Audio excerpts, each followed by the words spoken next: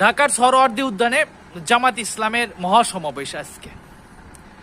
তো একটা জিনিস খেয়াল করে দেখলাম, সেটা হচ্ছে যে জামাত ইসলামের মহাসমাবেশ, জামাত ইসলাম গত 16 বছর 17 বছর বা তার চেয়ে বেশি সময়ে সেভাবে কোনো সমাবেশ করতে পারে নাই, মিছিল মিটিং করতে পারে নাই।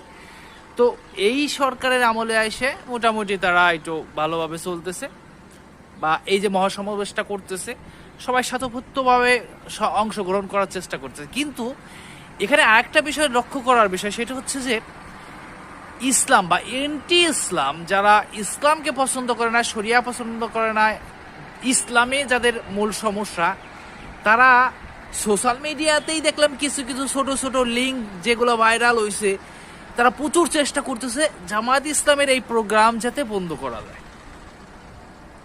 হিসাব করে দেখছেন, একটু ভেবে দেখছেন?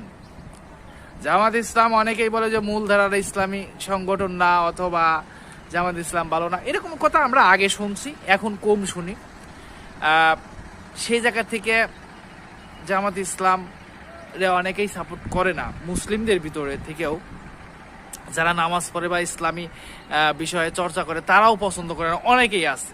একটা সময় করতে, এখন প্রকাশ্য করে না যদিও, কিন্তু তারপরেও এই জামাত ইসলাম শুধু ইসলাম নাম থাকার কারণে, ইসলামী মুভমেন্টের হওয়ার কারণে, ইসলামী আকিদা বিশ্বাসী হওয়ার কারণে সেটাকে রুখে দেওয়ার জন্য অ্যান্টি ইসলাম, অ্যান্টি মুসলিম, ওই যে সোশ্যাল কি বলে ওইটাকে, সেকুলার, ভণ্ড, নাস্তিক টাইপের লোকজন যারা, এরা বন্ধ করার জন্য কত অপচেষ্টা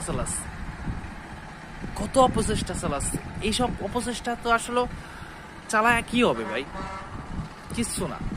আর বাংলাদেশের সাধারণ মানুষ যারা, তাদের বোঝা উচিত এখন সোশ্যাল মিডিয়ার যুগ, এখন সত্যের যুগ বললেই চলে, ইসলামের যুগ এটা।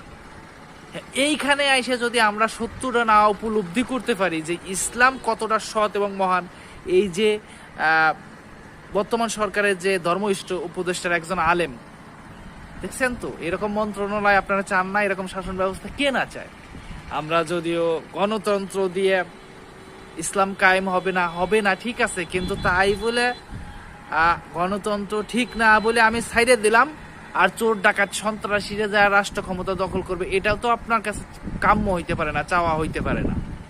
সেই জন্য ইসলামকে যারা ভালোবাসে, যারা ইসলামী বিশ্বাসে, যারা আল্লাহ বিশ্বাস করে, পরকালে বিশ্বাস করে, তারা প্রত্যেকেই স্বতঃস্ফূর্তভাবে ইসলামী আকিদা বিশ্বাসী মানুষদেরকে সাপোর্ট করতে হবে, এটাই সত্য কথা।